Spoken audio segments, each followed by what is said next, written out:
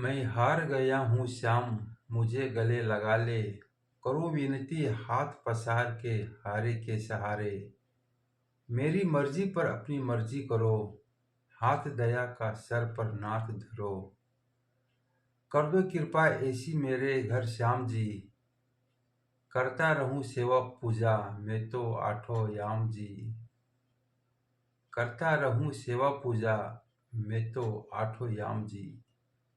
भक्तों के सिर पे दया का हाथ रखने वाले बाबा श्याम की जय। जय श्री श्याम। श्याम प्रेमियों, आज मैं आपके सामने हूँ तो इसकी दो तीन वजह है।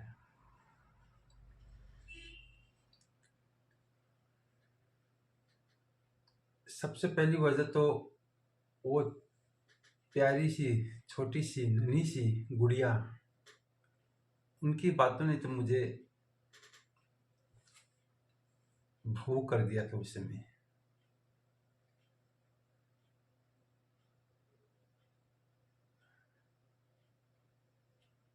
बहुत ही भावुक कर दिया था उस समय उनकी बातों ने।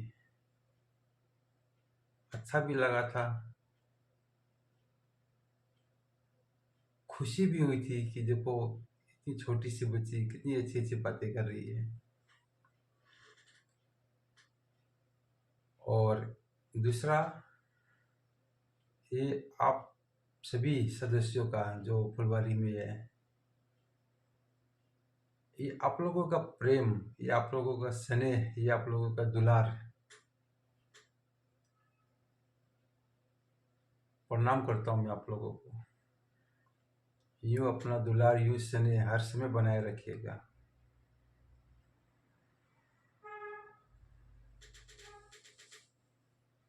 और तीसरी वजह, सुबह सुबह प्रतिदिन में एक छोटा सा कोट्स है वो सुनता हूँ। यूं तो बहुत से वर्ड्स आते हैं उसमें, लेकिन उसमें 3 वर्ड्स आते हैं: सत्य, प्रेम और सेवा। सत्य, प्रेम और सेवा। जैसा कि अभी मैंने कहा था, करता रहूं तेरी सेवा, करता रहूं तेरी सेवा पूजा में तो आठों याम जी। भगवान से तो मांगते हम लोग कि करता रहूं तेरी सेवा, प्रैक्टिकली भी तो करना चाहिए ना।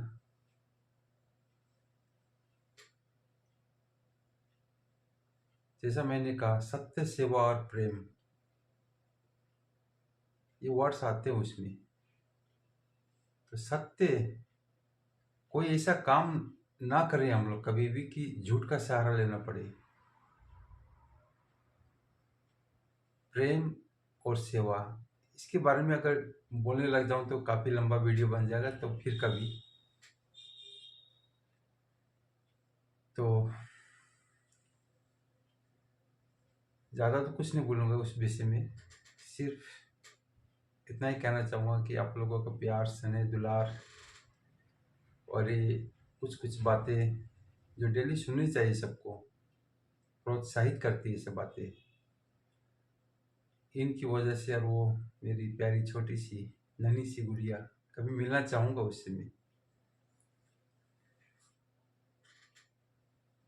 तो था प्रश्न नंबर 37। प्रश्न नंबर 37 का उत्तर है विभीषण। और आज का प्रश्न नंबर 38 में आपको एक नीचे पंक्ति दी गई है, उसमें नीचे दिए गए पंक्ति में खाली स्थान को भरना है। Fill in the blanks. स्कूलों में पढ़ते थे ना, फिल इन द ब्लैंक्स। तो फिल इन द ब्लैंक्स आज मैं पढ़ के सुना रहा हूँ, देख भी लीजिए, आप लोग भी देख लीजिए, सामने लिखा हुआ है।